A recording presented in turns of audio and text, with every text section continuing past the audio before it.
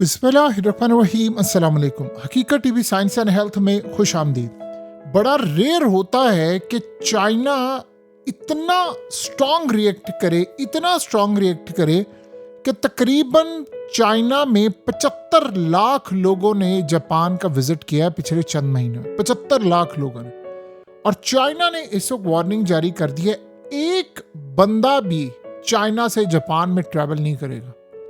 और जितनी एयरलाइंस की टिकटें बुक की गई थी, उन एयरलाइंस ने तमाम का तमाम पैसा चाइनीज सिटीजन्स का वापस करना शुरू कर दिया है। और सारी की सारी एयरलाइंस ने अपनी जो फ्लाइट्स हैं वो अब ऐसा ऐसा वो सस्पेंड करने के लिए जा रहे हैं। यानी ये सारे का सारा मामला हुआ है कि अचानक से ऐसी क्या गड़बड़ है कि चाइना को ये ऐलान करना पड़ा कि कोई बंदा ट्रैवल नहीं करेगा जापान में। अब लड़ाई इस तरह की होने जा रही है कि चाइना और जापान, इनकी आपस में जंग का खतरा पैदा हो गया। ये मामला क्या हुआ है, ये जरा एक कार्टून देखिए जो चाइनीज अखबार ने इस वक्त बनाया है। इस कार्टून के अंदर लिखा हुआ है, टेक्स्ट में लिखा है कि challenging the one China principal. और उसमें ये जो बैठी हुई है खातून, ये बेसिकली जापान की प्राइम मिनिस्टर है और वो यानी पहाड़ से गिर रही है। और उसके अलावा आप देख रहे हैं आग लगी हुई है, जापान का झंडा है और सब कुछ है। इसमें उन्होंने क्या बताया, ये असल में हुआ ये है कि जापान की प्राइम मिनिस्टर, ये पहली फीमेल प्राइम मिनिस्टर है, रिसेंटली इलेक्ट हुई है। इसने वो काम किया है जो आज से पहले किसी जापानीज प्राइम मिनिस्टर की जुर्रत नहीं हुई। उन्होंने काम किया, उसने कहा कि अगर चाइना ने ताइवान पर हमला किया या वो ताइवान को उन्होंने टेक ओवर किया तो चाइना पर, इमेजिन कीजिए जरा, दोबारा सुनिए, चाइना ने अगर ताइवान को टेक ओवर किया तो जापान चाइना पर हमला कर देगा। यानी आपको कब याद है कि किसी मुल्क ने ये जुर्रत की हो कि वो चाइना को कहे, इतनी मिलिट्री बड़ी ताकत, इतनी बड़ी उनकी फौज, इतना सब कुछ, ऐसी टेक्नोलॉजी दुनिया भर में एक्सपोर्ट। उन्होंने कहा कि अगर ताइवान पर हमला हुआ या ताइवान को टेक ओवर करने की कोशिश की तो ये जापान की सलामती के लिए होगा खतरा, और उसके बाद हम हमला कर देंगे चाइना पर। ये स्टेटमेंट नहीं है, ये ऐलान जंग है जो चाइना के खिलाफ किसी एक मुल्क ने किया है। चाइना ने आगे सुनिएगा क्या जवाब दिया है। उसने कहा है कि एक तो हमारे किसी शहरी ने नहीं जाना, और दूसरा कहा है कि जापान इतनी भयानक प्राइस पे करेगा कि 1945 की याद ताज़ा हो जाएगी। उसे कहा 1945 में, आपको पता है 1945 में क्या हुआ था? 1945 में जापान पर एटमी हमला हुआ था। तो उन्होंने कहा है कि अगर ये गलती करने की कोशिश की जापान ने तो 1945 के बाद अब तक की सबसे बड़ी तबाही इनकी होगी। और ये इतनी हैवी प्राइस पे करेंगे, इतनी हैवी प्राइस पे करेंगे कि जिसका तसव्वुर भी नहीं किया जा सकता। जिसने ताइवान के मामले पर जरा से भी मुदाखलत की, हम उसका हशर नशर कर देंगे। और चाइना इस वक्त इतना शदीद बरहम है कि उनके और जापान के दरमियान सारे ताल्लुकात इस वक्त टुकड़े टुकड़े हो रहे हैं। और इस वक्त सूरत हाल ये है कि चाइना ने अपने मिसाइल डिप्लॉय कर लिए हैं जो कि जिनका रुख जापान की तरफ है। इमेजिन करें, कभी ऐसा होता नहीं है और किसी मुल्क की इतनी जुर्रत नहीं है कि वो आ सके बयान दे। जापान ने जो स्टेटमेंट दी है, उनकी जो प्राइम मिनिस्टर ने स्टेटमेंट दी है, उसकी बैक पर अमेरिका खड़ा हुआ है। सवाल ही पैदा नहीं होता। और इस सारे मामले पर याद रखिएगा, इवन के अमेरिका की भी जरूरत नहीं है कि वो ताइवान के मामले पर बातचीत कर सके। असल में अमेरिका की रिसेंटली एक इंटेलिजेंस रिपोर्ट थी कि 2027, तकरीबन आप समझ लें अब सर पर ही खड़ा हुआ है, यानी 2026 शुरू होने वाला और उसके एक साल बाद 2027 आ जाएगा। उन्होंने कहा था 2027 में चाइना ताइवान को टेक ओवर कर लेगा। और इस सूरत हाल में ये जो जंग छिड़ी हुई है यूक्रेन वाली, उसमें वो इसलिए कर रहे हैं कि कल को रशिया ने मदद करनी है इनकी ताइवान वाले मामले पर। देखिए जिस तरह इन्होंने काम किया है, ये दुनिया की शायद सबसे बड़ी जंग छिड़ने वाली है चाइना के खिलाफ। इसकी तैयारियां हो रही हैं और ये आज आप समझ रहे हैं कि पहली बड़ी स्टेटमेंट आई है। और चाइना ने कहा है कि, यानी आप सोचिए इतनी धमकी काफ़ी होती है किसी के लिए कि आप 1945 का हाल याद रखें। यानी अमेरिका ने तुम पर एटमी हमला कर दिया तो हम ये काम भी कर सकते हैं। अब आप ये सोचें ना, 75 लाख लोगों ने जनवरी से सितंबर 2025 में ट्रेवल किया है।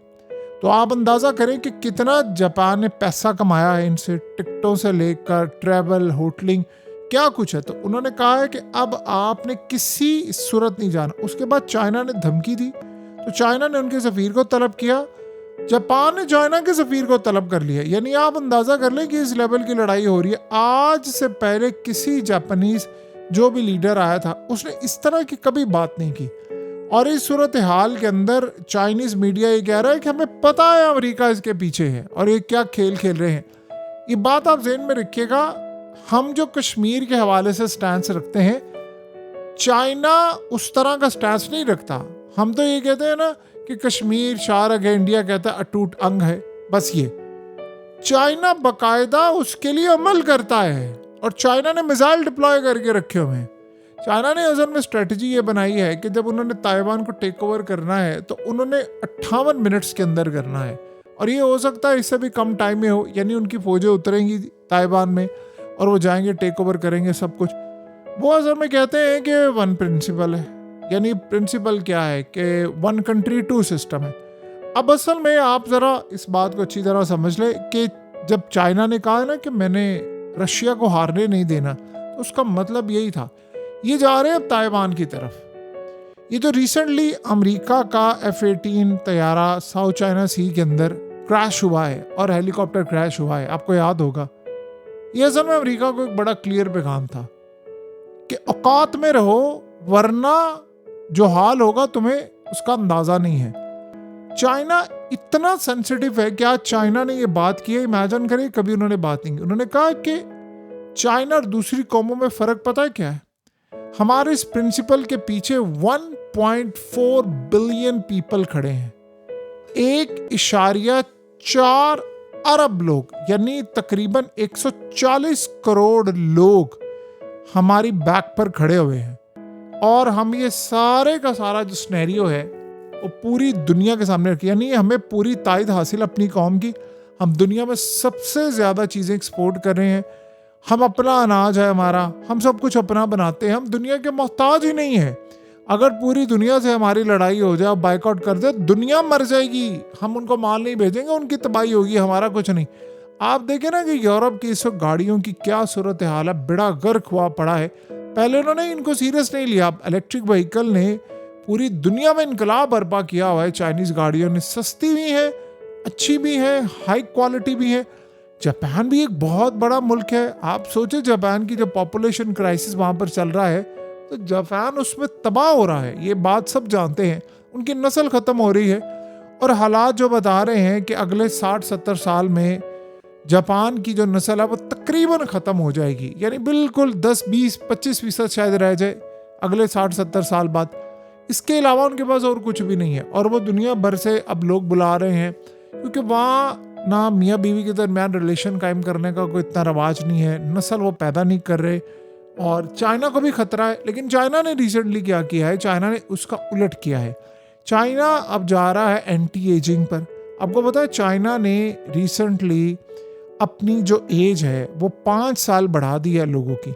यानी उनकी हेल्थ, डाइट, इन्वायरमेंट में इतनी तब्दीलियां की हैं कि वहाँ एवरेज लाइफ 5 साल बढ़ी है। जैसे लाहौर में एवरेज लाइफ 8 साल कम हो गई है। जो इन्वायरमेंट चल रहा है, जो स्मोक है, सब कुछ है, चाइना ने इसको बढ़ाया। और चाइना ने प्लान ये किया है, उन्होंने कहा है कि हम पूरी तरह हमने, यानी चाइनीज साइंटिस्ट ने वो चीज़ डेवलप कर ली है कि इंसान बिल्कुल जवान रहेगा। 100 से 150 साल तक चाइना आ चुका हुआ है।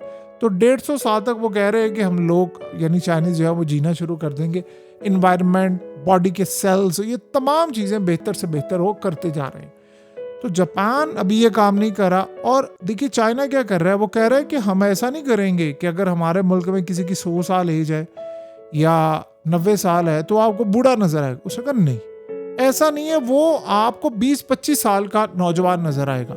स्किन वाइज भी, हेयर कलर, सब कुछ, न रिंकल्स होंगे न कुछ होंगे। इस तरह की चाइना तरक्की करे। और आपको पता है चाइना जो कहता है वो करके दिखाता है। तो उनका फ्यूचर सिक्योर है।